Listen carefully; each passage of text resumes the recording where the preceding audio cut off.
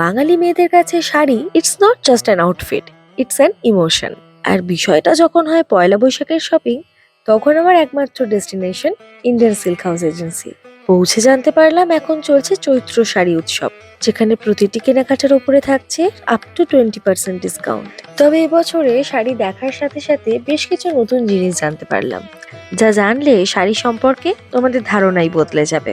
আচ্ছা, তোমরা কি জানো প্রতি বছর প্রায় 92 মিলিয়ন টন শাড়ি ছোট ছোট ডিফেক্টের জন্য ডিসকার্ড হয়ে যায়?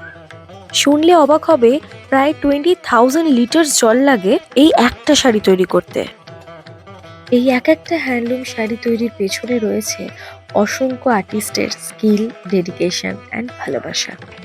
তাই এই পয়লা বৈশাখে আমি নিজেকে এমন একটা শাড়ি গিফট করতে চাই, যেটা একটা নতুন বাড়ি ডিজার্ভ করে। তবে শাড়ির পাশাপাশি ইন্ডিয়ান সিল্ক হাউস এজেন্সির ব্লাউজ এবং মেন্স কালেকশনও আমার খুব ভালো লেগেছে। এই বছর ইন্ডিয়ান সিল্ক হাউস এজেন্সিতে শপিং করতে এসে শাড়ি সম্পর্কে আমার ধারণাটাই বদলে গেল। একটা শাড়ি কেনা মানে একটা ফ্যামিলিকে সাপোর্ট করা, যারা এত মন দিয়ে শিল্পকর্মটা জারি রেখেছে।